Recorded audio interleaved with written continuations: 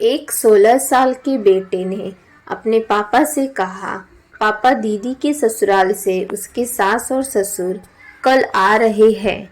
अभी जीजा जी का फ़ोन आया था, वो बता रहे थे कृष्णा की बड़ी बहन नंदिनी की शादी कुछ दिनों पहले ही बड़े घर में तय की गई थी।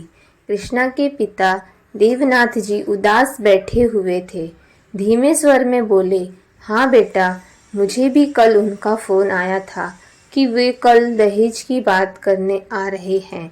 जीजा जी बोल रहे थे कि दहेज के बारे में आपसे ज़रूरी बात करनी है। कृष्णा ने पिताजी से कहा। पिताजी चिंतित स्वर में बोले, बड़ी मुश्किल से तो यह रिश्ता तय हुआ था। नंदिनी के लिए एक पढ़ा लिखा लड़का मिला था। कहीं कल को उनकी दहेज की मांग इतनी ज़्यादा ना हो जाए कि मैं पूरी ही नहीं कर पाऊँ। कहते कहते उनकी आंखों से आंसू की धारा बहने लगी। घर में सभी सदस्य के चेहरे पर चिंता की लकीरें साफ दिखाई दे रही थी। पिता को चिंतित देखकर नंदिनी भी उदास हो गई थी।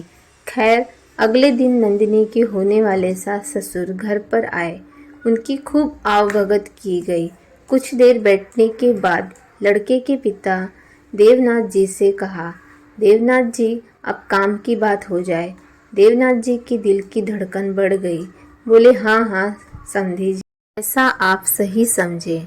लड़के के पिताजी ने धीरे से अपनी कुर्सी देवनाथ जी की ओर खसकाई और धीरे से उनके कान में बोले, देवनाथ जी, हमें दहेज को लेकर आपसे कुछ बात करनी है।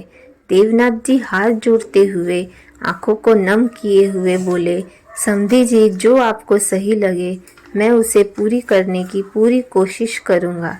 नंदिनी के ससुर जी ने धीरे से देवनाथ जी का हाथ अपने हाथों से पकड़ते हुए बस इतना ही कहा, आप कन्यादान में और दहेज में जो भी देंगे या फिर ना भी देंगे, थोड़ा देंगे या ज़्यादा देंगे, मुझे सब स्वीकार है।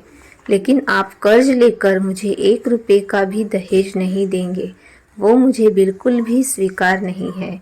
क्योंकि जो बेटी अपने माता पिता को कर्ज में डुबा दे, वैसी कर्ज वाली लक्ष्मी मुझे स्वीकार नहीं है। मुझे बिना कर्ज वाली बहू ही चाहिए, जो मेरे घर परिवार में आकर मेरे घर को खुशियों से भर दे। देवनाथ जी यह सब सुनकर एकदम से हैरान हो गए। उनके आंखों से खुशियों के आंसू बहने लगे। समधी जी से गले मिलकर वे बोले, समधी जी, आपने तो मेरी चिंता ही खत्म कर दी। आज तो मैं धन्य हो गया हूँ। आप जैसा चाहते हैं बिल्कुल वैसा ही होगा। सीख, कर्ज वाली बेटी ना ही तो कोई विदा करे और ना ही तो कोई कर्ज वाली बहू को स्वीकार करे। दोस्तों, इस कहानी को लेकर आपकी राय हमें कमेंट करके ज़रूर बताएं और अगर वीडियो पसंद आए तो वीडियो को लाइक, शेयर और चैनल को सब्सक्राइब भी कर दें। वीडियो को अंत तक देखने के लिए आपका बहुत बहुत धन्यवाद।